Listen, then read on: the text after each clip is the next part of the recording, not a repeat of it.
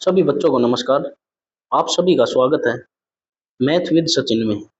तो आज हम जो प्रश्नावली सोल्व करने जा रहे हैं वो कक्षा 10 की 4.1 प्रश्नावली यानी कि जो चौथा चैप्टर है, फोर्थ जो चैप्टर है, चौथा चैप्टर है आपका जो द्विघात समीकरण का घात समीकरण का जो चैप्टर है आपका, उसको हम आज सोल्व करेंगे 4.1 प्रश्नावली को।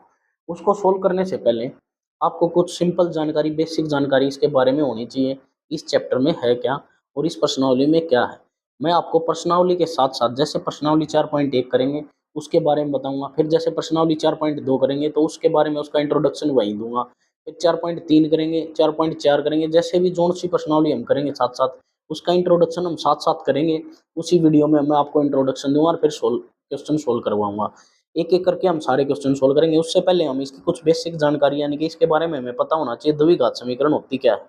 ठीक है, ध्यान से देखो, मैंने यहाँ लिख दिया है द्विघात समीकरण का मतलब क्या है। यहाँ पे द्विघात समीकरण, जब कोई भी समीकरण द्विघात समीकरण तब होता है जब उसे हल करने पर वह A X square B x plus C is equal to zero के रूप में हो और जहां ए जीरो के बराबर ना हो। ध्यान से सुनो, ये जो मैंने इक्वेशन लिख दी ए एक्स स्क्वायर जमा बी एक्स जमा सी बराबर है जीरो। जब हमें कोई भी इक्वेशन, कोई भी समीकरण हमें ऐसे रूप में देखने को मिल जाएगी तो वो हमारी द्विघात समीकरण हो जाएगी। मैं जैसे उदाहरण देता हूँ, जैसे मैंने लिख दिया 2x स्क्वायर जमा 4x जमा 6 बराबर है जीरो। अब यहाँ से हमें वैल्यू कन्फर्म करनी है। जो एक्स स्क्वायर के आगे लिखा होता है वो ए होता है, जो एक्स के आगे लिखा होता है वो बी होता है, और जो लास्ट में होता है सी, जिसके साथ कोई भी चर नहीं होता, कोई भी एक्स वाई जेड कुछ नहीं होता, तो वो हमारा सी होता है। जैसे यहाँ एक्स स्क्वायर के आगे ए दो है तो ए की वैल्यू, यहाँ ए का मान जो है वो कितना होगा, दो।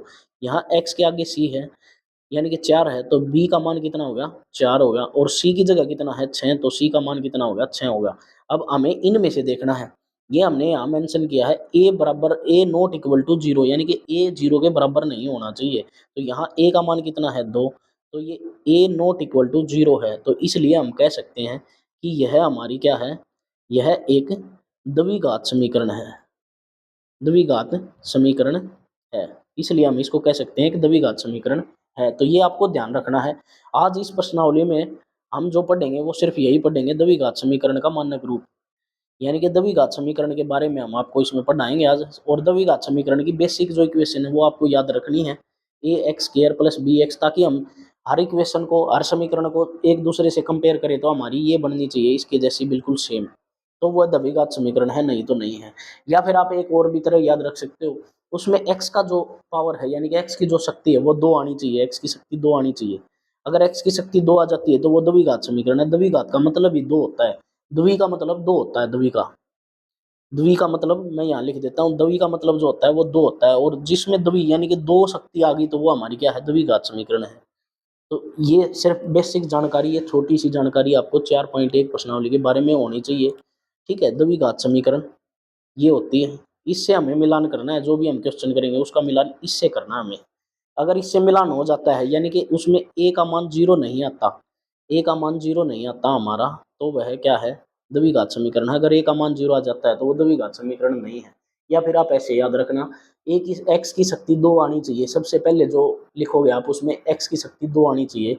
अगर एक्स की शक्ति दो या किसी भी चर की शक्ति हमें दो देखने को मिल जाएगी तो वो क्या है, हमारी द्विघात समीकरण होगी। ठीक है, आइए हम प्रश्नावली को शुरू करते हैं। और प्रश्नावली में कौन कौन से क्वेश्चन है वो मैं पहले आपको दिखा देता हूँ। ध्यान से देखो, आपकी प्रश्नावली में ये क्वेश्चन है। पहला जो क्वेश्चन है उसके आपके 8 पार्ट हैं, ये हम आपको बताएंगे। इसमें कुछ दो तीन फॉर्मूले भी यूज होने, वो मैं आपको साथ साथ बताऊंगा, क्वेश्चन करते वक्त आपको साथ साथ बताऊंगा। ये दूसरे क्वेश्चन के 4 पार्ट हैं, ये हम अब सोल्व करेंगे एक एक करके। आइए देखते हैं नेक्स्ट पार्ट पे, एक एक क्वेश्चन को सोल्व करते हैं। हम पहले क्वेश्चन से शुरुआत करते हैं, ध्यान से सुनो।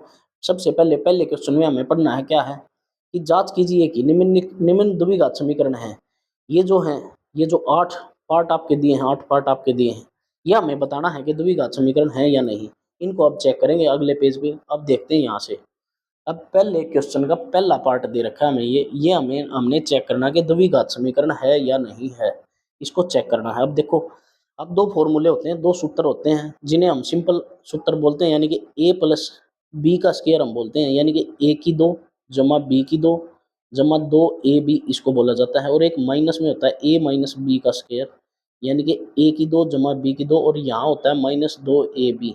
ये आपको याद होने चाहिए ये फॉर्मूले, अगर आप इस चैप्टर को पढ़ रहे हैं तो ये 2 फॉर्मूले, ठीक है, ये 2 फॉर्मूले आपको याद होने चाहिए। अब देखो, जैसे हमने ये देख लिया यहाँ पे x+1 का है, x+1 का स्क्वायर है, x+1 का वर्ग है, तो ये किससे मिलता है? इससे मिलता है। ये हमारा किससे मिलता है? इस वाले फॉर्मूले से मिलता है। ये देखो, इसको यहाँ चेक करोगे तो ये वाला फॉर्मूला हमने प्लस वाला फॉर्मूला इसमें लगा देना है।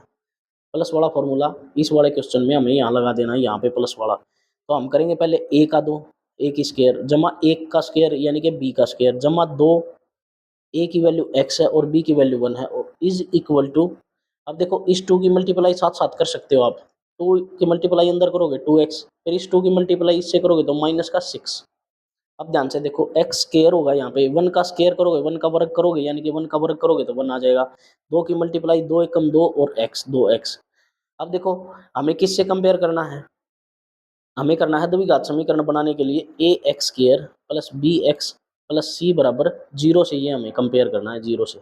इससे कंपेयर करना है यानी कि इसके साथ तुलना करनी है हमें, इसके जैसी बननी चाहिए। तो हमें जो बराबर का निशान है, जो इक्वल का निशान है, उसके परली तरफ यहाँ इस तरफ क्या लेके आना है? 0। तो इन दोनों को बराबर से इस तरफ लेके आएंगे हम, इस तरफ लेके आएंगे इसको, ठीक है, बराबर से इस तरफ लेके आएंगे, इस रकम को इस तरफ लेके आएंगे। जब भी हम इसको इज इक्वल टू से इस साइड लेके आते हैं, इज इक्वल टू से इस साइड लेके आएंगे, जो माइनस का है वो प्लस हो जाता है और जो प्लस का है वो माइनस हो जाता है। तो अब यहाँ जैसे 2x को लेके आएंगे तो ये माइनस का 2x हो जाएगा, और ये 6 प्लस का है तो ये माइनस का है तो यहाँ प्लस का, और एक बराबर में कितना रहेगा? 0 रहेगा। अब देखो, 2 प्लस का 2 माइनस का ये कट जाएंगे यानी कि 2 में से 2 घट जाएगा तो 0। 1 और 6 को जोड़ेंगे तो 7। देखो एक्स स्क्वायर जमा 7 बराबर कितना आ गया? 0। अब यहाँ से चेक करते हैं हम, क्या चेक करते हैं? ए की वैल्यू। देखो ए की वैल्यू इसमें कंपेयर करोगे आप, द्विघात समीकरण में कंपेयर करोगे, ए की वैल्यू एक्स की पावर 2 के साथ जो होती है वो ए होता है। यहाँ कुछ भी नहीं है तो 1 है।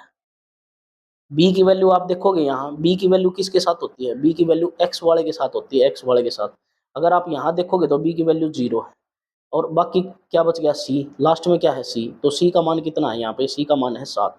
अब ध्यान से देखो, हमारी इक्वेशन क्या कहती थी, यानी कि हमारी जो समीकरण थी वो क्या कहती थी? ए का मान 0 नहीं आना चाहिए। तो यहाँ हमारा जो ए का मान है वो 0 नहीं है, ए का मान 0 नहीं है। अब हमें यहाँ लिखनी है 2 लाइन, हमें क्या लिखना है? ए एक्स स्क्वायर जमा B x plus C is equal to 0 के रूप में, के रूप में व्यक्त करने पर, के रूप में व्यक्त करने पर हमें क्या मिला है? ए बराबर 1, बी बराबर 0, सी बराबर कितना मिला है? 7। प्राप्त होता है, प्राप्त होता है, ये हमने लिख दिया, प्राप्त होता है। इसलिए यहाँ लिखोगे आप ए इज नॉट इक्वल टू 0, यानी कि ए का मान 0 नहीं है।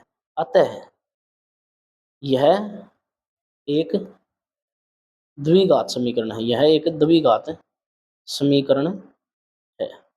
बस ये हमें लास्ट में लिख देना है, क्वेश्चन के लास्ट में हमें यह लिख देना है, ठीक है। अब दूसरे क्वेश्चन को सोल्व करते हैं। ये हमारे पहले क्वेश्चन का पहला पार्ट था। अगर आपको कुछ भी समझ में नहीं आए तो आप कमेंट कर सकते हो, मैं आपको दोबारा से समझा दूंगा, ठीक है। अब आप दूसरा क्वेश्चन देखें, यानी कि दूसरा पार्ट देखते हैं इसी तरह। देखो यहाँ पे हम कुछ कुछ नहीं करना हमें, क्योंकि यहाँ पे सिंपल लिखेंगे हम एक्स स्क्वायर माइनस 2x। अब इसको सोल्व करेंगे हम। देखो -2 की मल्टीप्लाई 3 से करोगे तो ये हो जाएगा -6, फिर इस -2 की मल्टीप्लाई -x से करोगे तो दोनों माइनस के तो ये हो जाएगा प्लस का 2x। ये हमने लिख दिया। अब देखो इन दोनों को बराबर से इस तरफ लेके आना, क्योंकि यहाँ हमें चाहिए 0, यहाँ हमें 0 चाहिए इस साइड, तो हम इसको लेके आएंगे। देखो पहले तो यही रकम लिखेंगे एक्स स्क्वायर माइनस 2x। अब इस 6 को इस साइड लेके आओगे, ये माइनस का है तो प्लस का 6, इस 2x को लेके आओगे तो माइनस का 2x, ये माइनस का 2x और इक्वल में कितना हो जाएगा? 0। अब देखो एक्स स्क्वायर सबसे पहले लिखेंगे, अब ये 2x और ये 2x, -2 अब ये दोनों -2 इन दोनों को देखोगे तो कितना हो जाएगा? माइनस का 4। तो यहाँ लिखेंगे माइनस का 4x प्लस 6 बराबर 0। ये हमारी इक्वेशन आ गई। अब किससे तुलना करेंगे हम? किससे तुलना करेंगे इसकी? ए एक्स स्क्वायर जमा बी एक्स जमा सी बराबर 0, ये लिख के यहाँ हमें आगे लिखना है के रूप में, के रूप में व्यक्त करने पर, व्यक्त करने पर हमें क्या प्राप्त होता है? ए का मान कहाँ कितना है? यहाँ पे ए का मान कितना है? यहाँ पे कुछ नहीं है तो यहाँ 1 है, तो यहाँ लिखेंगे हम 1। बी बराबर, बी का मान कितना है? -4, और सी का मान कितना है? 6। प्राप्त होता है, प्राप्त होता है, यह हम लिखेंगे प्राप्त होता है। उसके बाद हमें लिखना है ए बराबर ए नॉट इक्वल टू जीरो, यानी कि ए का मान कितना है, एक जीरो तो नहीं आया, तो नॉट इक्वल टू जीरो है, तो हम यहाँ लिख देंगे अतः यह एक द्विघात समीकरण है, यह एक द्विघात समीकरण है। ठीक है बच्चों, ऐसे लिखना हमें और ऐसे सोल्व करना है। तो ये पहले क्वेश्चन के दो पार्ट थे। अब देखते हैं तीसरा पार्ट, अगले पेज पर देखते हैं। चलो चलते हैं अगले पेज पे। देखो यहाँ से शुरू करते हैं तीसरे क्वेश्चन, दूसरे पहले क्वेश्चन के तीसरे पार्ट को। अब देखो सिंपल मल्टीप्लाई करनी है हमें, सिंपल मल्टीप्लाई। तो हमें ये सिंपल मल्टीप्लाई दी गई है, यानी कि सिंपल गुणा दी गई है। पहले हम यहाँ से करेंगे, पहले इस वाले x की मल्टीप्लाई इस वाले x से करेंगे, इस वाले x से। जब भी हम x की मल्टीप्लाई x गुणा x करते हैं तो हमारा हो जाता है एक्स स्क्वायर। जब भी दो चीज़ों की, दो सेम चीज़ों की, यानी कि जैसे y गुणा y किया हमने तो y का स्क्वायर हो जाएगा। अगर z गुणा z किया तो हमने z का स्क्वायर हो जाएगा हमारे पास। सेम चीज़ों की अगर हम गुणा करेंगे, जैसे दो की मल्टीप्लाई दो करेंगे तो दो की पावर दो हो जाती है, और इसी को हम लिखते हैं चार। जब भी हम सेम चीज़ की मल्टीप्लाई करते हैं, यहाँ भी x और यहाँ भी x है, पहले x की और इसकी मल्टीप्लाई करेंगे, x की मल्टीप्लाई इससे, फिर इसी x की मल्टीप्लाई x से, x की मल्टीप्लाई x से किया तो एक्स स्क्वायर। अब इस x की मल्टीप्लाई एक से करेंगे तो प्लस में x। अब ये वाला माइनस दो है, यहाँ देखोगे तो माइनस दो, इस माइनस दो की मल्टीप्लाई यहाँ करोगे, माइनस दो की मल्टीप्लाई यहाँ करोगे आप यहाँ। ठीक है, माइनस दो की मल्टीप्लाई यहाँ करोगे तो कितना हो जाएगा, माइनस टू एक्स। अब इस माइनस दो की मल्टीप्लाई यहाँ करोगे तो कितना हो जाएगा, minus two is equal to बराबर। ये देखो हमने इक्वल से इस तरफ वाली रकम की मल्टीप्लाई करके यहाँ लिख दिया है, ये हमारा आ गया है। अब हम इसको सोल्व करते हैं, इसी तरह से हम इसको सोल्व करते हैं, सेम तरीके से इसको भी सोल्व करेंगे, सेम तरीके से इसको सोल्व करेंगे। यानी कि इस x की मल्टीप्लाई यहाँ करेंगे हम पहले इस x के साथ, तो कितना आ जाएगा हमारा x की पावर दो, एक्स स्क्वायर आ जाएगा। अब यहाँ से इस x की मल्टीप्लाई यहाँ करेंगे, x की मल्टीप्लाई इसके साथ करेंगे तो ये कितना आ जाएगा हमारा, प्लस का तीन एक्स। इसी तरह हम इस माइनस एक की गुणा इससे करेंगे तो माइनस का x आ जाएगा, यानी कि माइनस का x। अब आगे माइनस का एक की गुणा यहाँ माइनस, यहाँ प्लस तीन के साथ करेंगे तो माइनस का तीन, ये हमारा आ जाएगा। अब देखो हमें इक्वल के एक तरफ की क्या चाहिए होता है, जीरो। तो ये जितने भी हैं यहाँ पे, जितने भी हैं इन सभी को हम परली तरफ लेके जाएंगे तो क्या हो जाएगा, जीरो बनाना हमें इस तरफ जीरो। तो ठीक है, हमें इस तरफ बनाना है जीरो, इस वाले को हम यहाँ लिखेंगे। पहले इसको सोल्व करते हैं। देखो यहाँ एक्स है, यहाँ माइनस का टू एक्स है, इसको सोल्व करते हैं। यहाँ थ्री एक्स है, यहाँ माइनस का एक्स है, इसको सोल्व करते हैं। देखो ये होगा हमारा एक्स स्क्वायर। अब यहाँ ये x प्लस का है, ये माइनस का दो है, यानी कि प्लस का x माइनस का दो एक्स। तो ये क्या हो जाएगा, यानी कि प्लस में x है, माइनस में दो एक्स है, तो यहाँ क्या आ जाएगा, घट जाएगा, तो माइनस का x आ जाएगा आपका। तो यहाँ लिखेंगे माइनस का x, और ये माइनस का दो है, इक्वल टू एक्स स्क्वायर। अब ये हमारे पास ये क्या है, तीन एक्स माइनस एक्स, तीन एक्स माइनस एक्स, तीन X minus X is equal to कितना आ जाएगा, टू एक्स। टू एक्स आ जाएगा प्लस का, तो यहाँ लिखे हम प्लस का टू एक्स माइनस का थ्री। अब इनको इस तरफ लेके आते हैं, इनको इस तरफ लेके आते हैं। अब देखो x square minus x minus two, minus x square इसको लेके आओगे, ये प्लस का है तो माइनस का टू एक्स, इस तीन को लेके आओगे तो ये प्लस का तीन एक्स बराबर कितना रह गया, जीरो। अब ध्यान से देखो ये एक्स स्क्वायर प्लस का है, ये एक्स स्क्वायर माइनस का, ये कट गया यहाँ पे हमने लिख दिया। अब देखो ये माइनस का एक्स माइनस का टू एक्स तो ऐड होंगे दोनों, माइनस का तीन एक्स, ये माइनस का दो प्लस का तीन। ध्यान से देखो भाई, माइनस का दो प्लस का तीन। आप इसको ये लिख सकते हो, तीन माइनस दो तो कितना आ जाएगा, एक। तो यहाँ लिखोगे आप एक, किसका, प्लस का एक इज इक्वल टू जीरो। अब हमारे पास ये आ गई इक्वेशन। अब इसमें हमें किससे कंपेयर करना है, हमें किससे मैच करना है, किससे देखना है इसको, A X square plus B x plus C is equal to zero, इससे हमें चेक करना है, इससे। अब यहाँ पे देखो ए की वैल्यू कितनी आ गई, ए तो आया ही नहीं, यहाँ पे एक्स स्क्वायर नहीं आया, तो ए की वैल्यू कितनी आ गई, जीरो। अगर ए की वैल्यू जीरो आ जाती है तो हम इसको लिखेंगे कि यह द्विघात समीकरण नहीं है। ठीक है, क्योंकि ए की वैल्यू यहाँ क्या आ गई, जीरो। अब यहाँ आपको लिखना है ए इज इक्वल टू जीरो। आप डायरेक्ट भी लिख सकते हो इसको ऐसे लिख के कि ये आपका आंसर आ गया। इसको आप लिखना अगली लाइन में, आप ऐसे लिखोगे A X square plus B x plus C बराबर जीरो। ये लिखने के बाद के रूप में व्यक्त नहीं किया जा सकता, व्यक्त नहीं किया जा सकता क्योंकि यहाँ पे एक्स स्क्वायर वाली टर्म ही नहीं है, एक्स स्क्वायर आया ही नहीं, एक्स स्क्वायर नहीं आया तो वो द्विघात समीकरण नहीं बनेगी। क्योंकि मैंने शुरू में बताया था आपको कि एक्स, जब भी हमें द्विघात समीकरण करनी है तो वो एक्स स्क्वायर उसमें आना जरूरी है, एक्स की घात या एक्स की शक्ति दो आना जरूरी है। ठीक है, अब आगे देखते हैं, इसको नहीं किया जा सकता, अतः यह एक यह एक द्विघात समीकरण नहीं है। हम इसको लिख देंगे, अतः यह एक द्विघात समीकरण नहीं है। आइए अगला पार्ट देखते हैं, इसका नेक्स्ट पार्ट। देखो ये भी बिल्कुल सेम हिस्सा है, इसकी मल्टीप्लाई यहाँ करेंगे, इसकी मल्टीप्लाई यहाँ करके यहाँ लिखेंगे। देखो अब सबसे पहले इस x की मल्टीप्लाई इस 2 के साथ करेंगे। देखो x की मल्टीप्लाई 2x के साथ करेंगे तो कितना आ जाएगा, 2 तो ऐसे ही x स्क्वायर, 2x स्क्वायर आ जाएगा यहाँ पर, आप लिखोगे 2x स्क्वायर। अब x की मल्टीप्लाई इससे तो हमने कर दी, अब इसी x की मल्टीप्लाई इससे करनी है, एक से मल्टीप्लाई करेंगे तो सेम आ जाएगा, यानी कि प्लस का x आ जाएगा। अब इसी तरह इस -3 की मल्टीप्लाई यहाँ करनी, यहाँ इसके साथ 2x के साथ, इसकी मल्टीप्लाई यहाँ करनी, -3 की मल्टीप्लाई 2 के साथ, -3 गुणा 2x, तो 3 की गुणा 2 से करोगे 6 और x, यानी कि लेकिन माइनस भी साथ में, माइनस का 6x, तो यहाँ लिखेंगे माइनस का 6x। अब इसी तरह इस 3 की मल्टीप्लाई इस 1 के साथ, इस 3 की मल्टीप्लाई इस 1 के साथ, -3 गुणा 1, तो माइनस का 3 आ जाएगा, 3 एकम 3, तो यहाँ लिखोगे माइनस का 3 इज इक्वल टू बराबर का निशान। अब यहाँ चेक करो, x की गुणा x से करते हो, फिर x की मल्टीप्लाई 5 से, पहले x की गुणा x से करोगे तो x स्क्वायर, फिर इस x की यहाँ करोगे तो कितना आ जाएगा, प्लस का 5x। अब बराबर से परली तरफ हमें जीरो चाहिए, जीरो, क्योंकि हमें द्विघात समीकरण से कंपेयर करना है तो हमें क्या चाहिए, जीरो चाहिएगी। तो हम इस वाली सारी टर्म को यहाँ लेके आएंगे, यहाँ इनके पीछे पहले इसको सोल्व करते हैं। जैसे यहाँ देखो x है, यहाँ माइनस का 6 है, यानी कि ये x का प्लस का माइनस का 6x, तो इसको घटाओगे तो आप माइनस का 5x आ जाएगा, यहाँ से आपका माइनस का 5x, तो ये हो जाएगा आपका 2x square minus 5x minus 3। अब इसको लेके आओ इस तरफ, तो ये माइनस का एक्स स्क्वायर, इसको लेके आओगे तो माइनस का 5x, ये इज इक्वल टू कितना होगा, जीरो। अब ध्यान से देखना भाई, अब यहाँ देखो 2x स्क्वायर है, ये माइनस का x स्क्वायर है, यानी कि 2x square minus x square, इसको घटाओगे, दो में से एक घटेगा तो कितना आ जाएगा, x स्क्वायर आ जाएगा, तो यहाँ आ गया आपका x स्क्वायर। अब आगे देखना ध्यान से, अब ये माइनस का 5x, ये माइनस का 5x, यानी कि -5x कितना होगा, दोनों जुड़ेंगे तो माइनस का 10x हो जाएगा, यहाँ लिखेंगे हम माइनस का 10x।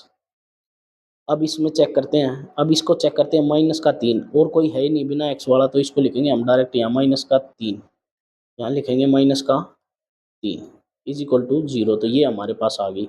अब इसमें वही दो लाइन हमें लिखनी है जो हम पहले लिखते आए हैं कि A X square plus B x plus C बराबर जीरो के रूप में व्यक्त करने पर, के रूप में व्यक्त करने पर हमें ए क्या प्राप्त होता है, सबसे पहले इसके आगे कुछ नहीं है तो इसके आगे एक है, यानी कि ए का मान कितना है, एक, और बी का मान कितना है, -10, बी का मान जो एक्स के आगे है ये वाला, बी का मान है -10, और सी का मान कितना आ गया, माइनस का 3, तो यहाँ से लिखोगे सी का मान आ गया माइनस का 3। ये प्राप्त होता है, व्यक्त करने पर ये प्राप्त होता है, प्राप्त होता है, होता है। अब यहाँ लिखोगे ए नॉट इक्वल टू जीरो, यानी कि ए का मान जीरो नहीं आया, अतः यह एक द्विघात, अतः यह एक द्विघात समीकरण है, अतः यह एक द्विघात समीकरण है, आपको ऐसा लिख देना है। आगे चलते हैं अगले क्वेश्चन पे। कुछ भी अगर आपको समझ में नहीं आता तो आप कमेंट कर देना, मैं आपको समझा दूंगा। नेक्स्ट क्वेश्चन देखते हैं। आगे देखो, फिर से वही गुणा करनी है, उसी तरह की गुणा जो हम पीछे करके आए हैं। अब देखो इसको गुणा करते हैं, अब यहाँ मैं डायरेक्ट गुणा कर देता हूँ, आप देखते रहना। देखो इस 2x की मल्टीप्लाई यहाँ करोगे, 2x गुणा x, तो यहाँ कितना आ जाएगा, 2x स्क्वायर, तो मैं यहाँ लिखूंगा 2x स्क्वायर। अब इसी तरह इस 2x की मल्टीप्लाई फिर 3 से करूँगा मैं, 2x गुणा माइनस का 3, तो 3 दूनी 6, माइनस का 6x आ जाएगा, यहाँ लिखूंगा मैं माइनस का 6x। अब आगे देखो, इसकी इन दोनों से होगी तो अब इसकी करूँगा -1 की गुणा करूँगा मैं, -1 की गुणा x से, तो यहाँ कितना आ जाएगा मेरा, माइनस का x।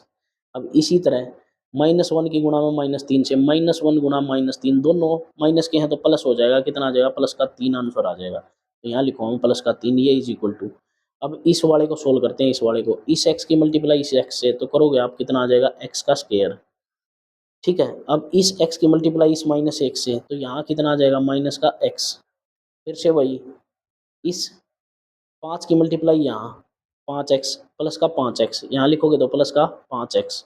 अब यहाँ देखो, यहाँ 5 की मल्टीप्लाई यहाँ 5 की गुणा -1 से करोगे तो कितना आ जाएगा, -5। तो मैं यहाँ लिख दूंगा -5, यहाँ लिख दूंगा -5, ये आ गया हमारा। अब ध्यान देखो भाई, अब इसको सोल्व करते हैं, पहले इसको सोल्व करते हैं। ये माइनस का 6x, ये माइनस का x, यानी कि -6x -x, दोनों माइनस के तो जुड़ेंगे 7x, लेकिन निशान किसका आएगा, माइनस का।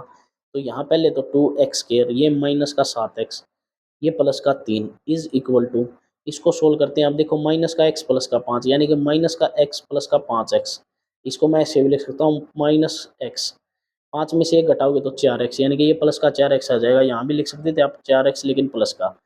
तो पहले तो सबसे पहले तो हम लिखेंगे x², यहाँ फिर लिखेंगे हम प्लस का 4x, और लास्ट में क्या है, माइनस का 5, इसको लिख देंगे।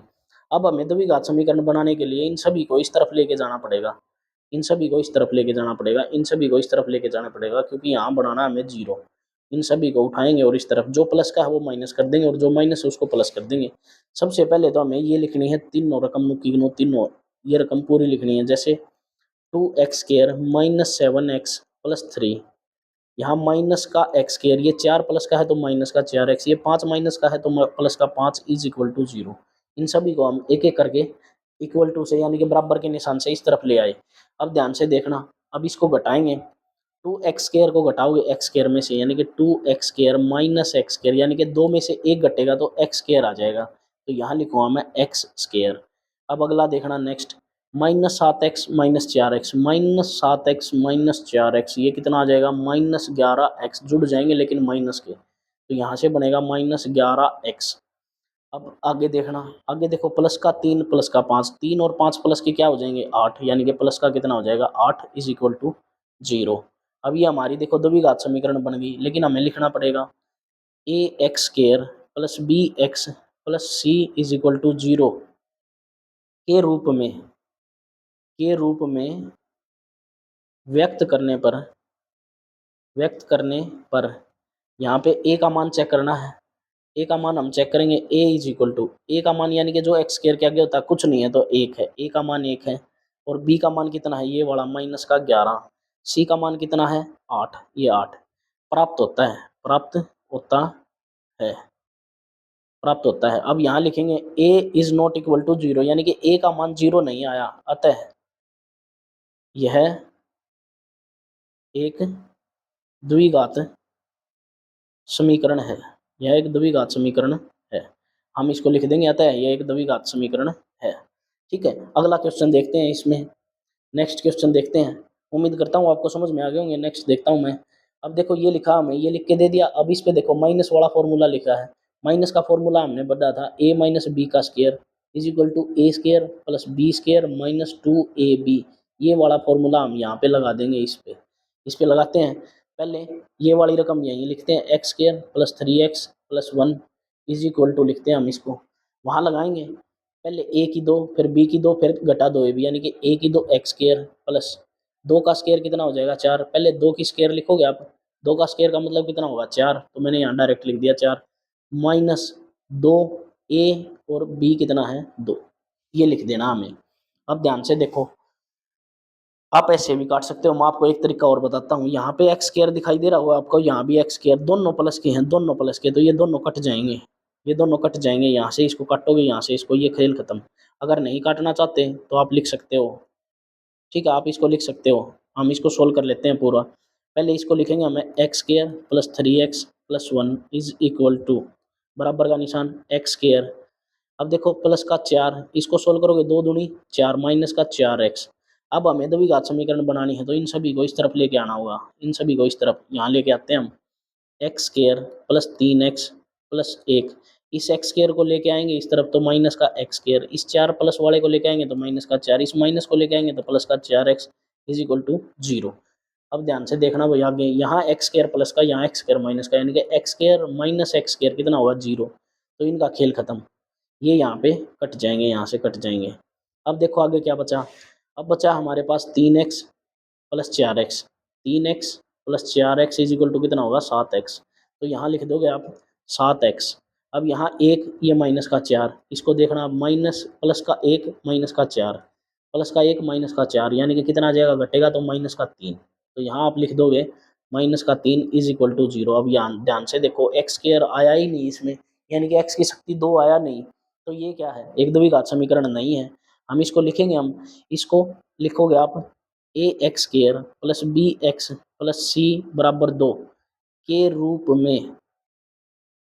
में व्यक्त नहीं किया जा सकता, नहीं किया जा सकता। अतः यह एक द्विघात समीकरण नहीं है, द्विघात समीकरण नहीं है। अतः ये एक द्विघात समीकरण नहीं। बस इसको सिंपल हमें ये लिखना था। ठीक है, अगला सोल्व करते हैं हम, नेक्स्ट पेज पे देखते हैं। नेक्स्ट वाले क्वेश्चन को हम नेक्स्ट पेज पे देखेंगे। उम्मीद करता हूँ ये आपको समझ में आ गया होगा। तो अगले क्वेश्चन को देखते हैं। चलो भाई देखते हैं, ध्यान से देखो। अब यहाँ पे आपको दो फॉर्मूले देखने को मिलेंगे, यानी कि आप यहाँ जो पढ़ोगे, आप यहाँ 3 वाला फॉर्मूला पढ़ोगे, यहाँ 3 वाला, ये 3 वाला, ये 3 वाला फॉर्मूला। अब मैं यहाँ लिख देता हूँ दो जरूरी फॉर्मूले 3 वाले। ठीक है, जो 3 वाले फॉर्मूले होते हैं यहाँ लिख देता हूँ मैं एक तरफ, यहाँ लिख देता हूँ a जमा बी की पावर 3। तो सबसे पहले a की 3, फिर b की 3, फिर जमा 3 a की 2 b जमा 3 a b की 2 a b का स्क्वायर।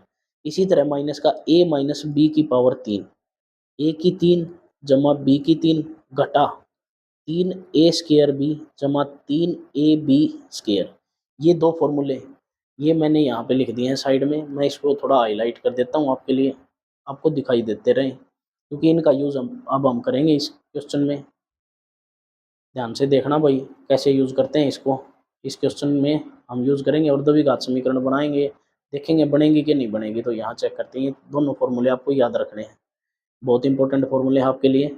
यहाँ से देखो, अब ध्यान से देखना भाई, इस वाले में लगाऊंगा मैं, इस वाले में यहाँ पे एक्स प्लस वाई का देखो ये क्यूब दे रखा है, ये दिखाई देगा क्यूब दे रखा है, तो प्लस वाला लगेगा इसमें, प्लस वाला। पहले ए की क्यूब, यहाँ ए कितना है एक्स, पहले ए की क्यूब ध्यान से देखो, यहाँ एक्स ए है, एक्स ए की जगह क्या है एक्स है, ए की जगह क्या है एक्स है, और बी की जगह क्या है 2 है। बस इसमें सिंपल तरीके से लगाएंगे हम ए की क्यूब यानी कि एक्स की क्यूब, सबसे पहले एक्स की क्यूब प्लस, फिर यहाँ हम देखेंगे बी की क्यूब, यहाँ बी क्या है 2, 2 की क्यूब, हम 2 का 3 लिखेंगे, 2 की पावर 3 प्लस, यहाँ लिखेंगे फिर हम 3 ए स्क्वायर बी, यानी कि 3 तो लिखना ही लिखना है, गुणा में ए का स्क्वायर, ए हमारे पास क्या था, ए की जगह हमारे पास क्या था एक्स, तो एक्स का वर्ग लिखेंगे हम यहाँ, एक्स का वर्ग, और फिर लिखेंगे बी, बी की जगह हमारे पास क्या था 2, तो गुणा में क्या लिखेंगे हम 2, फिर प्लस का निशान, फिर उसके बाद 3 ए और बी की पावर 2। तो यहाँ लिखूंगा मैं पहले 3, ए की जगह हमारे पास था एक्स और बी का 2, बी के स्क्वायर मतलब ये हो गया हमारे पास। ये इज इक्वल टू से इस तरफ का सारा काम था, पहले इसको सोल्व करेंगे फिर इज इक्वल टू से अगले को सोल्व करेंगे। ये इज इक्वल टू लगा के मैंने छोड़ दिया, पहले इसको सोल्व करते हैं। देखो एक्स की क्यूब प्लस 2 की क्यूब कितना होता है 8, प्लस इस 3 की मल्टीप्लाई इस 2 से करेंगे, 3 दूनी 6 और ये एक्स स्क्वायर यहाँ लिख देंगे। इसी तरह 2 का वर्ग खोलोगे तो कितना हो गया 4, इस 3 की मल्टीप्लाई 4 से करोगे, प्लस का 4 तिये 12 और एक्स इज इक्वल टू, ये आपका आ गया यहाँ से इस इक्वेशन का सॉल्यूशन। इसको सोल्व करके हमने यहाँ लिख दिया है, ये वाली आ गई हमारे पास। अब इसको सोल्व करके लिखता हूँ मैं इसके बराबर में, इसको सोल्व करके। अब देखो यहाँ पे 2x है, इस 2x की मल्टीप्लाई पहले एक्स स्क्वायर के साथ, 2x की मल्टीप्लाई एक्स स्क्वायर के साथ करूँगा तो मैं देखो पहले x की होगी तो x की पावर 3 हो जाएगी और 2 है, तो इसको लिखूँगा मैं 2x की 3, ये हो जाएगा। तो यहाँ से इनकी गुणा मुझे मिली है 2x की पावर 3, अब घटा का निशान। अब इसी तरह इस 2 की मल्टीप्लाई इस 1 से, तो 2 एकम 2 यानी कि माइनस का 2x आ जाएगी हमारे पास। बस अब हमें द्विघात समीकरण से कंपेयर करना है, उससे व्यक्त करना है, तो इसको इस तरफ लेके आऊँगा मैं, इज इक्वल टू से इस तरफ। ये देखो यहाँ कुछ नहीं है तो प्लस का है, यहाँ लेके आऊँगा तो माइनस का 2x क्यूब हो जाएगा, और इसी तरह ये माइनस का है तो इस तरफ लेके आऊँगा तो ये प्लस का हो जाएगा। ठीक है, हम भी इसको लिखते हैं, ऊपर x cube plus 8 plus 6x square plus 12x, पहले ये वाली रकम नू की नू लिखनी है, यानी कि इसी तरह लिखनी है। अब इसी तरह लेके इसको माइनस में लेके आएंगे, माइनस 2x क्यूब, इसको लेके आऊँगा तो मैं प्लस का 2x इज इक्वल टू कितना हो जाएगा 0। अब ध्यान से सुनो, 3 पावर वाले उठाते हैं, 3 पावर वाले ये और ये और ये, यानी कि x cube minus 2x cube, इसको घटाओगे तो माइनस का x क्यूब आ जाएगा आपका, तो यहाँ लिखोगे माइनस का x क्यूब। अब उसके बाद इससे छोटी शक्ति दो है, ये वाली दो, दो और कोई नहीं है, तो इसको हम डायरेक्ट लिख देंगे प्लस का 6x²। आप इसको डायरेक्ट लिखोगे यहाँ पे 6x²। ठीक है, ये लिखना आपको। अब आगे देखते हैं, अब ध्यान से देखना, इस वाले को देखते हैं। अब एक्स वाले को 12x प्लस 2x, तो ये कितना हो जाएगा, 12 और 2 कितना हो जाएगा, 14। तो यहाँ लिखेंगे हम प्लस का 14x, और यहाँ बच गया हमारा 8, प्लस का 8 इज इक्वल टू कितना हो गया, 0। तो ये हमारी इक्वेशन बन गई। अब इसमें वही दो लाइन हमें लिखनी है। अब इसमें वही दो लाइन लिखनी है कि ए एक्स, देखो यहाँ शक्ति कितनी आ गई, 3 हमें चाहिए, कितनी होती थी, 2। तो ax² plus bx plus c is equal to 0 के रूप में व्यक्त नहीं किया जा सकता, नहीं किया जा सकता। अतः यह द्विघात समीकरण नहीं है। अतः यह द्विघात समीकरण नहीं है। बस सिंपल लिखना हमें, यह द्विघात समीकरण नहीं है। इसी तरह अब अगले क्वेश्चन में आते हैं। इस वाले क्वेश्चन में यहाँ देखो, यहाँ माइनस वाला लगेगा फॉर्मूला, ये माइनस वाला, ये माइनस दे रखी है हमें, और माइनस वाला हमने यहाँ लिख दिया आपके क्वेश्चन के ऊपर। ये माइनस का फॉर्मूला होता है, यहाँ लिख दिया है। अब इसको चेक करते हैं। सबसे पहले तो ये वाली टर्म इसी तरह लिखनी है, यहाँ कोई फॉर्मूला नहीं लगेगा, यहाँ इसको इसी तरह लिखता हूँ बिल्कुल same, x³ minus 4x² minus x plus 1, ये लिख दिया हमने, इज इक्वल टू।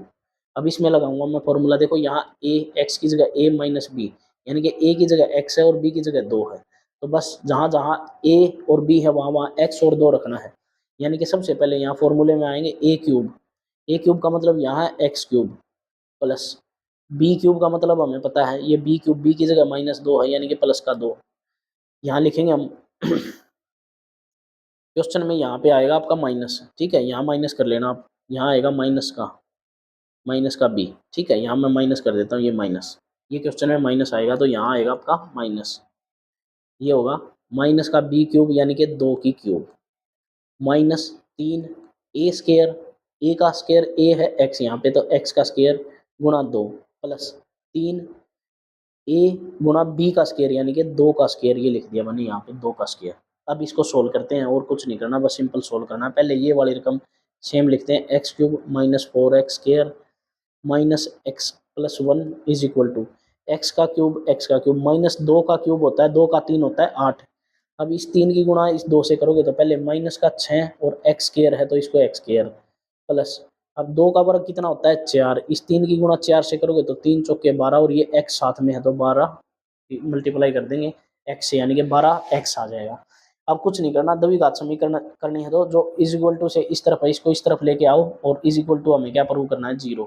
यहाँ से लिखते हैं हम, देखो x³ minus 4x² minus x plus 1। अब इस x³ को लेके आएंगे पहले इनके पीछे, तो माइनस का आएगा, तो माइनस x³।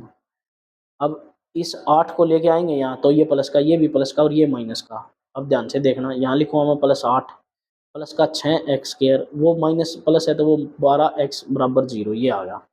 अब ध्यान से सुनो भाई, ये x³ माइनस x³ यानी कि ये x³ और ये x³ ये दोनों कटेंगे आपस में, क्योंकि एक प्लस का है एक माइनस का, ये कट गया यहाँ से। अब यहाँ वाले को देखते हैं, -4x प्लस 6x² माइनस का 4x² प्लस 6x²। आप इसको ऐसे लिख सकते हो, 6x² माइनस 4x² यानी कि 6 में से 4 घटेगा, 2x² आ जाएगा प्लस का, तो मैं यहाँ लिखूँगा 2x²। अब x वाले को चेक करते हैं, ये x वाला माइनस x, ये 12x, -x माइनस 12x, दोनों माइनस के तो ऐड होंगे, जुड़ेंगे तो माइनस के 13x हो जाएगा। यहाँ से हो गया माइनस का 13x, और अब ये हमारे पास 1 और 8 है, 8 और 1 कितना हो गया, 9 इज इक्वल टू 0। अब ध्यान से देखो, द्विघात समीकरण बन गई, क्योंकि x की शक्ति 2 आ गई। अब इसमें हमें वही दो लाइन लिखनी है, ax² जमा bx जमा c इज इक्वल टू 0 के रूप में व्यक्त करने पर, के रूप में व्यक्त करने पर a is equal to, a की वैल्यू देखो यहाँ क्या है 2, तो a का मान है 2, और b का मान कितना है -13, और c का मान कितना है 9, प्राप्त हुआ, प्राप्त होता है प्राप्त होता है। तो हम लिखेंगे a नॉट इक्वल टू 0, क्योंकि a का मान कितना आया है 2, तो a नॉट इक्वल टू 0 यहाँ लिख दोगे, a नॉट इक्वल टू 0। अतः यह एक यह एक द्विघात समीकरण है, यह एक द्विघात समीकरण, यह एक द्विघात समीकरण है। तो इस क्वेश्चन के साथ आपका पहला क्वेश्चन होता है समाप्त। अब दूसरे क्वेश्चन के कुछ पार्ट हैं, 3 है कि 4 हैं, जो भी पार्ट हैं वो हम एक एक करके देखेंगे। नेक्स्ट पेज से शुरू करते हैं। पहले क्वेश्चन के अगर आपको पार्ट समझ में आए हुए हैं तो आप लाइक करना वीडियो को और कमेंट कर देना। नेक्स्ट क्वेश्चन देखते हैं, आगे देखते हैं। देखो भाई, इस क्वेश्चन को सोल्व करते हैं। देखो पहले ये पढ़ते हैं, निम्न स्थितियों को द्विघात समीकरण के रूप में व्यक्त करना है। पहले इसकी द्विघात समीकरण हमें बना के दिखानी है, ठीक है। अब ध्यान से देखो, एक आयताकार भूखंड, प्लॉट का क्षेत्रफल 528 मीटर स्क्वायर है। क्षेत्र की लंबाई मीटर मीटर में क्षेत्र की लंबाई चौड़ाई के दुगने से एक अधिक है। हमें भूखंड की लंबाई और चौड़ाई ज्ञात करनी है। ध्यान से सुनना, सिर्फ हमें द्विघात समीकरण बना के लिखनी है इसकी, और कुछ नहीं लिखना इस क्वेश्चन में। 4.1 वाली प्रश्नावली में जो हमें सोल्व करना है वो 4.2 में सोल्व करना है फिर, ठीक है। तो यहाँ पे हमें क्या करना है, सिर्फ हमें द्विघात समीकरण बना के लिखनी है। अभी मैं आपको समझाता हूँ, ध्यान से सुनो। इसने बोला है आयताकार भूखंड। आयताकार भूखंड होता है जिसकी लंबाई और लंबाई बराबर हो, चौड़ाई और चौड़ाई बराबर हो, यह आयताकार होता है, ठीक है। फिर से देख लेना आप इसको ध्यान से, एल एल बी बी, यानी कि बी से लिखते हैं हम चौड़ाई को, एल से लिखते हैं लंबाई को। ये है हमारी लंबाई, ये हमारी लंबाई है और ये हमारी चौड़ाई है। ध्यान से सुन लेना, ये होता है। और जो आयत का क्षेत्रफल होता है लंबाई गुना चौड़ाई होता है, लंबाई गुना चौड़ाई। मैं यहाँ लिख देता हूँ, यहाँ मेंशन कर देता हूँ अच्छी तरह से। ये हमारे पास एक आयत है, ये इसकी लंबाई और ये होती है चौड़ाई, ये होती है चौड़ाई। ये लंबाई तो ये भी सेम लंबाई होती है, यानी कि ये लंबाई भी बराबर होती है और ये चौड़ाई होती है, दोनों चौड़ाई बराबर होती हैं, ठीक है। चौड़ाई बराबर होती है, यानी कि ये एक्स है तो ये भी एक्स है, ये वाई है तो ये भी वाई है, ये दोनों बराबर होती हैं। यहाँ से इसका क्षेत्रफल निकालना हमें। क्षेत्रफल कितना होता है, लंबाई गुना चौड़ाई, लंबाई गुना चौड़ाई। ये होता है हमारे पास लंबाई गुना चौड़ाई, यानी कि लंबाई अगर वाई है, चौड़ाई एक्स है, तो एक्स गुना वाई हो जाएगा इसका क्षेत्रफल, इसका क्षेत्रफल हो जाएगा। अब ध्यान से सुनो, अब क्वेश्चन पे आते हैं। क्वेश्चन में देखो क्या बोला है। क्वेश्चन ने बोला है क्षेत्र की लंबाई चौड़ाई के दुगने से एक अधिक है। अगर मैं मान लेता हूँ, यहाँ मैं मानता हूँ, माना आयत की चौड़ाई, आयत की चौड़ाई वहां कितनी लिखी हमने, एक्स, एक्स मान ली इसकी चौड़ाई। तो जो लंबाई है ना, चौड़ाई के दुगने से एक अधिक है, चौड़ाई के दुगने से एक अधिक है। जैसे आप समझोगे, चौड़ाई मैंने मान ली 10, जो लंबाई है इसके दुगने से, इसका दुगना कितना होगा 20, उससे एक अधिक है, यानी कि एक 21 है, लंबाई 21 है, ये कहना चाहता है क्वेश्चन में। तो अब हमने लिखा, माना आयत की चौड़ाई एक्स, फिर हम लिखेंगे तो आयत की लंबाई कितनी होगी, यहाँ लिखोगे आप आयत की लंबाई या आयताकार भूखंड की लंबाई, यहाँ लिखोगे आयत की लंबाई, इसके दुगने से एक अधिक है, इसका दुगना करोगे पहले 2x फिर एक, एक लिखोगे, ठीक है। अब इसने दिया हमें आयताकार भूखंड का क्षेत्रफल, यहाँ लिखोगे आप क्षेत्रफल, ये हमें दिया है क्षेत्रफल, कितना दिया हमें 528 मीटर स्क्वायर, यानी कि वर्ग मीटर हमें ये दिया है क्षेत्रफल। अब हम लिखेंगे प्रश्नानुसार, प्रश्नानुसार। अब हमें पता है, हम आप लिखोगे प्रश्नानुसार। आपको क्षेत्रफल पता है, लंबाई, लंबाई गुणा चौड़ाई, लंबाई गुणा चौड़ाई, आप लिखोगे लंबाई गुणा चौड़ाई इज इक्वल टू कितना दिया हमें 528। लंबाई हमारी कितनी थी, हमने मानी थी ये 2x, और चौड़ाई कितनी थी x, तो लंबाई कितनी थी 2x प्लस 1, और चौड़ाई कितनी थी x बराबर 528। अब इसकी मल्टीप्लाई, इस x की मल्टीप्लाई पहले यहाँ करोगे फिर यहाँ करोगे, मल्टीप्लाई करके लिखनी है। x की मल्टीप्लाई 2x से करेंगे तो 2x square plus x is equal to कितना होगा 528। द्विघात समीकरण बनानी है तो इसको 528 को इस तरफ लेके आएंगे तो हमारे पास क्या बन जाएगी 2x square plus x minus का 528 बराबर कितना आ जाएगा 0, ये हमारे पास बन गई। अब इसको किससे कंपेयर करना है, द्विघात समीकरण के रूप में व्यक्त करना है हमें, तो हम यहाँ डायरेक्ट लिखेंगे, यहाँ A X square plus B x plus C is equal to 0 के रूप में व्यक्त करने पर, व्यक्त करने पर, 0 के रूप में व्यक्त करने पर, ये हमने व्यक्त करना है इसका, ठीक है। इसको व्यक्त कर दिया हमने, व्यक्त करने पर ए कितना आया हमारा 2, तो ए इज इक्वल टू 2, बी कितना आया है 1 और सी कितना आया है माइनस 528, ये हमें प्राप्त हुआ है, प्राप्त हुआ है, प्राप्त हुआ है। तो ए की वैल्यू 0 के इक्वल नहीं है, ए इक्वल टू 0, ए हमारे पास 2 है, यहाँ 0 लिख दिया, ठीक है। ए इज नॉट इक्वल टू 0, तो हमें लिखना अतः यह एक द्विघात समीकरण है, अतः यह एक द्विघात समीकरण है। बस हमें इतना लिखना है, ये क्वेश्चन इतना सोल्व करना, आगे सोल्व नहीं करना। ये सिर्फ आपको समझाने के लिए है, ये आपने सिर्फ समझना है इसमें क्वेश्चन में क्या क्या रखा है, करना इतना है, ये वाला और ये वाला पोर्शन। ठीक है, ये दूसरे क्वेश्चन का पहला पार्ट था। अब नेक्स्ट पार्ट पे चलते हैं, इससे अगले पार्ट पे, अगले पेज पे है वो पार्ट, उसको देखते हैं, यहाँ से सोल्व करते हैं। अब ध्यान से सुनो, इस क्वेश्चन में क्या बोला है, दो क्रमागत धनात्मक पूर्णांक का गुणनफल 306 है, हम पूर्णांकों को ज्ञात करना है। ध्यान से सुनो भाई, इसने दो चीजें बोली हैं, एक तो धनात्मक, धनात्मक का मतलब होता है प्लस वाला, ठीक है, प्लस वाला, प्लस प्लस वाला, पॉजिटिव, पॉजिटिव जिसको नंबर बोलते हैं हम, पॉजिटिव। और कर्मागत बोला है, कर्मागत, कर्मागत का मतलब समझाता हूँ मैं आपको, कर्मागत होते हैं लगातार, कर्मागत, कर्मागत का मतलब है लगातार, लगातार का मतलब समझो आप, जैसे एक है, एक के बाद क्या आएगा दो, दो के बाद क्या आएगा तीन, ये लगातार, लगातार गिनती। ठीक है, जैसे मैंने दो लिख दिया, जैसे मैंने दो लिखा, फिर उसके बाद चार लिखा, फिर छह लिखा, तो फिर क्या आएगा आठ आएगा, फिर 10 आएगा, फिर 12 आएगा, ये लगातार है, लगातार, यानी कि इनके जो बीच का गैप है, जैसे दो, इनके बीच का गैप दो, ये दो, ये गैप हमेशा समान हो जिसका, लगातार। ठीक है, और पूर्णांक मतलब समझ लो, पूर्णांक भी इसमें एक दिया है, पूर्णांक, पूर्णांक का मतलब है पूरा अंक, पूरा अंक, जैसे एक दो पाँच सात 25 पूरे अंक, पॉइंट वाला नहीं, 10.3 ये वाला नहीं, ये पूर्णांक नहीं है, ये वाले पूरे पूरे अंक। तो अब क्वेश्चन में यही बोला हमें, क्वेश्चन में यही बोला है कि दो क्रमागत धनात्मक पूर्णांक, जैसे अगर मैंने पहला मान लेता हूँ, मैं पहला मान लेता हूँ 6, तो इससे अगला धनात्मक पूर्णांक क्या होगा, 7 होगा, समझे, आगे वाला नेक्स्ट वाला, इससे अगला ही, 6 मान लिया तो 7 होगा, 10 मान लिया तो इससे अगला कौन होगा, 11 होगा। तो दो मानने हैं, दो, कोई भी दो। तो जैसे मैंने इसमें कितना ऐड किया हमें, जैसे मैंने 6 माना तो उससे अगला कितना हो गया 7, अब 7 बनाने के लिए कितना ऐड किया +1, अब 10 से अगला कितना हो गया 11, तो एक ऐड किया यानी कि 11, फिर अगर मैं इससे अगला मानूंगा तो एक ऐड करूंगा तो 11 12, फिर एक जमा कर दूंगा तो मैं कितना हो जाएगा 13, तो इससे अगला 13 हो जाएगा। इसलिए हम मानते हैं पहले वाले को, हम लिखेंगे यहाँ माना, यहाँ लिखेंगे हम माना पहला धनात्मक पूर्णांक, पहला धनात्मक, माना पहला धनात्मक पूर्णांक बराबर है x, माना पहला धनात्मक पूर्णांक x। फिर हम लिखेंगे दूसरा, दूसरा धनात्मक पूर्णांक, दूसरा धनात्मक पूर्णांक क्या होगा, दूसरा धनात्मक पूर्णांक क्या होगा, अगर 6 है तो इससे अगला क्या होगा 7, अगर 9 है तो इससे अगला क्या होगा 10, तो कितना ऐड हुआ +1 हुआ, तो x में एक ऐड कर देंगे x+1, तो अगला हो जाएगा दूसरे वाला। अब उसने बोला है उनका गुणनफल, उनका गुणनफल हम लिखेंगे यहाँ प्रश्नानुसार, प्रश्नानुसार, प्रश्न के अनुसार इन दोनों का गुणनफल, यानी कि x गुणा में x जमा 1, इनका गुणनफल हमें दिया है 306।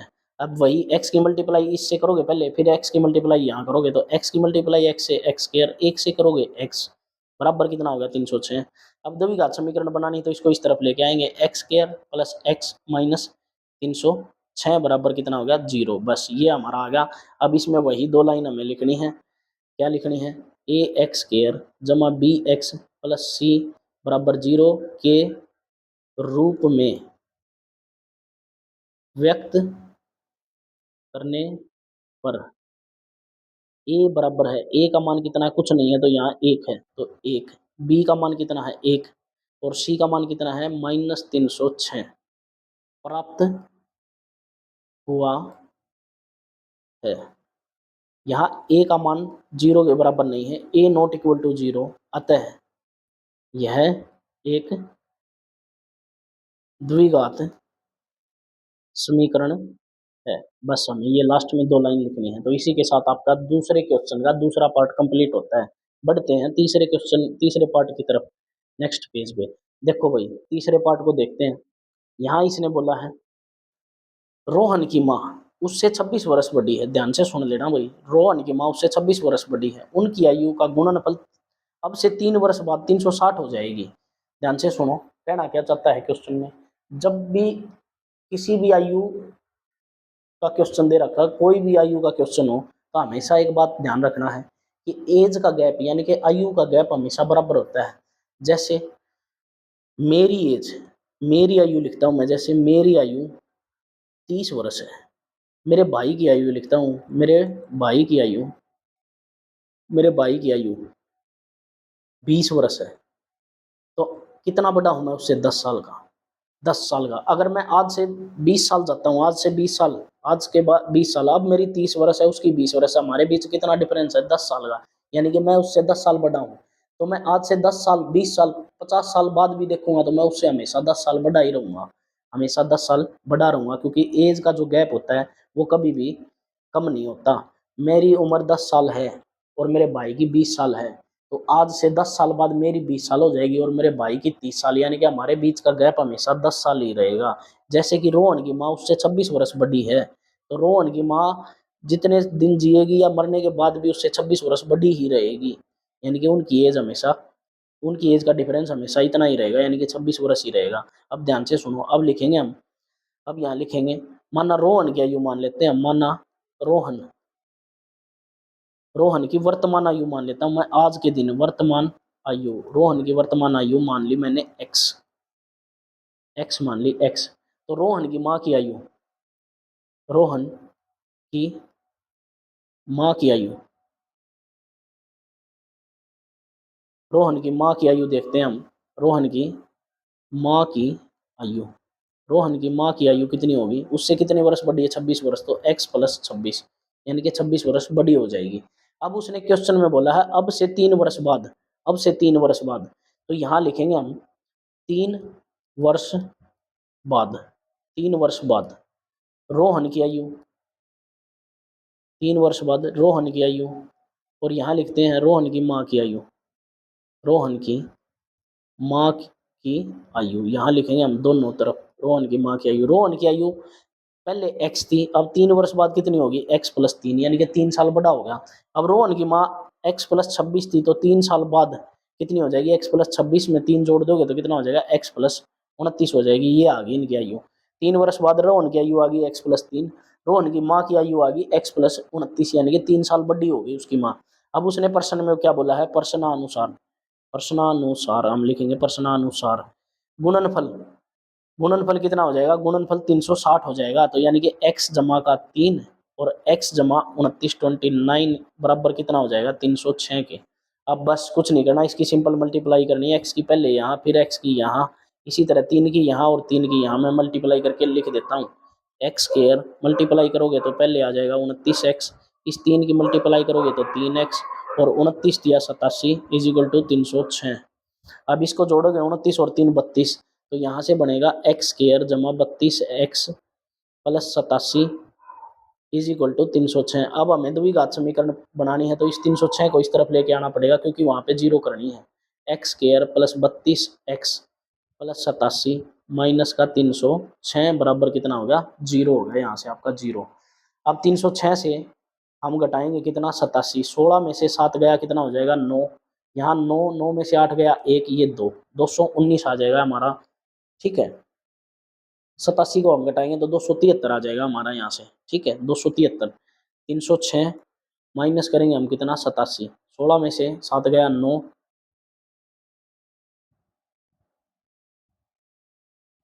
3 32, और ये कितना हो गया? 87। ठीक है, 87 को घटाएंगे हम।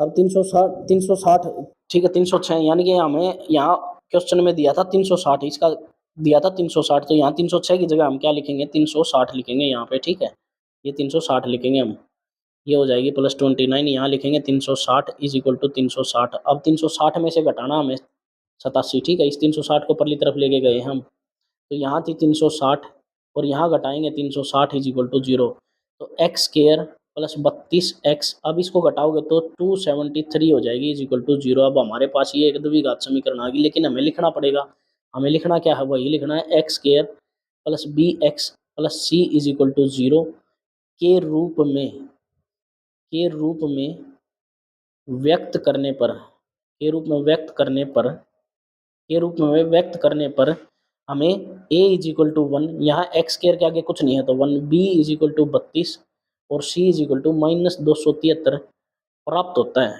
प्राप्त होता है या प्राप्त हुआ है। अब हमें पता है a is not equal to zero, यानी कि a का मान जीरो नहीं है, अतः यह एक द्विघात समीकरण अतः ये एक द्विघात समीकरण है, हमें बस ये लिखना है। तो दूसरे क्वेश्चन के लास्ट पार्ट को हम देखते हैं अगले पेज पे। तो ये आपका तीसरा पार्ट हो गया है। नेक्स्ट पेज पे देखते हैं हम इसके अगले पार्ट को। देखो भाई, यहाँ शुरू करते हैं हम। यहाँ हमें दिया है चाल, दूरी और समय का क्वेश्चन। हमें यहाँ एक सूत्र पता होना चाहिए। हमें चाल का फॉर्मूला पता होना चाहिए। चाल का फॉर्मूला होता है दूरी बटे समय। दूरी बटे समय। अगर हम यहाँ से समय निकालेंगे, अगर यहाँ से समय निकालेंगे तो हमारा आ जाएगा दूरी बटे चाल। ये दूरी बटे चाल आ जाएगा यहाँ से। समय का फॉर्मूला हम निकालेंगे तो, और चाल का निकालेंगे तो ये हो जाएगा। ये फॉर्मूले आपको पता होने चाहिए इस क्वेश्चन के लिए। मैं यहाँ हाईलाइट कर देता हूँ इसको। अब देखो, अब क्वेश्चन में क्या दिया हम पढ़ते हैं। अब यहाँ क्वेश्चन को पढ़ते हैं हम। क्वेश्चन को ध्यान से पढ़ो। देखो, इसने बोला एक रेलगाड़ी 480 किलोमीटर की दूरी, 480 किलोमीटर की दूरी, तो हमें यहाँ लिखना है कुल दूरी। कुल दूरी हमें कितनी दी गई है? 480 किलोमीटर, ये हमें दी गई है कुल दूरी। उसने बोला है 480 किलोमीटर की दूरी समान चाल से तय करती है, समान चाल से तय करती है यदि इसकी चाल 8 किलोमीटर कम होती है। अब ध्यान से सुनो भाई, पहले इसकी सामान्य चाल मानते हैं। माना माना रेलगाड़ी की सामान्य चाल, रेलगाड़ी की सामान्य चाल मान लेते हैं हम एक्स मान लेते हैं एक्स सामान्य चाल। अगर सामान्य चाल से वो गाड़ी को चलाएगा तो उसका समय आ जाएगा हमारे पास। समय हम कैसे निकालेंगे? यहाँ से समय निकालेंगे हम। समय हमारे पास दूरी कितनी आ गई? 480, उसकी सामान्य चाल कितनी आ गई? एक्स। ये हमारा समय आ गया। अब उसके बाद देखो, इसकी चाल 8 किलोमीटर प्रति घंटा कम होती है, कम करने पर कम कर दी उसने। अब लिखेंगे हम यहाँ पे कम करने के बाद चाल। कम करने के बाद चाल कितनी कम कर दी? X minus 8। एक्स माइनस 8, ये इसको लिखोगे आप किलोमीटर पर आवर, यानी कि किलोमीटर पर आवर का मतलब 1 किलोमीटर 1 घंटे में इतने एक्स किलोमीटर, 1 घंटे में एक्स किलोमीटर जाती है। और यहाँ से चाल कम कर दी। अब चाल कम करने के बाद समय कितना आ जाएगा? समय 480 बटे एक्स माइनस 8 आ जाएगा।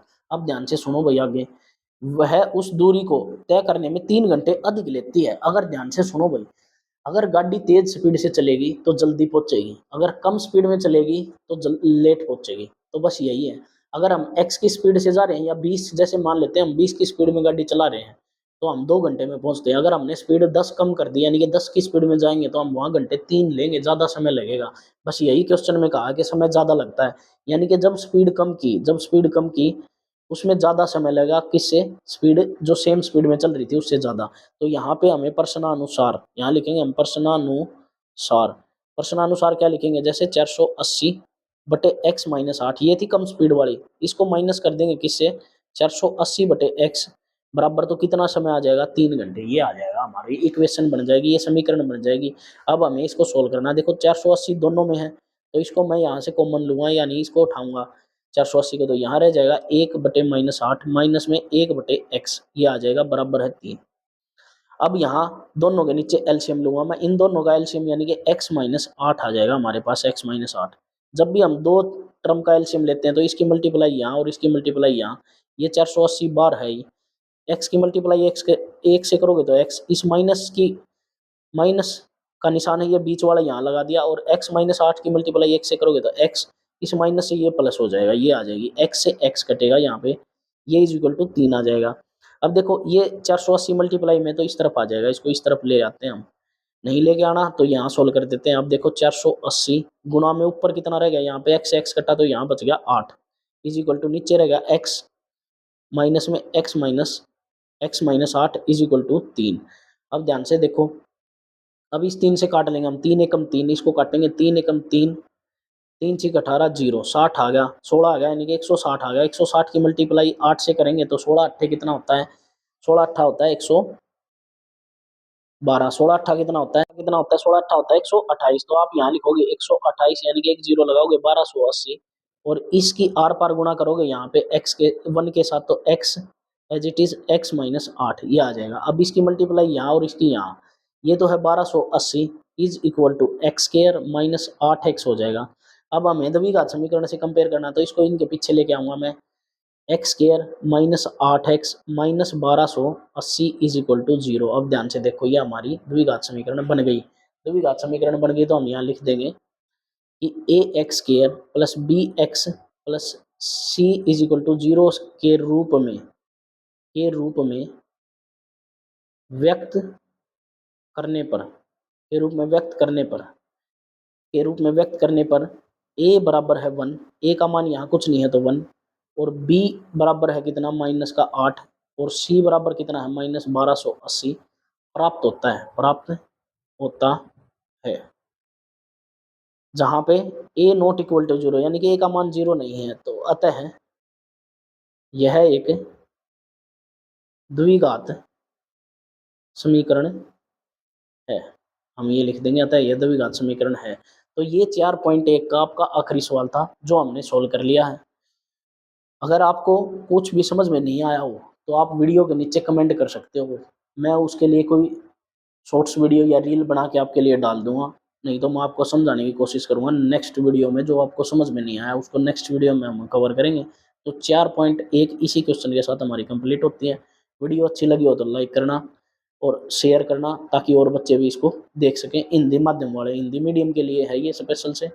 ठीक है, मिलते हैं नेक्स्ट वीडियो में।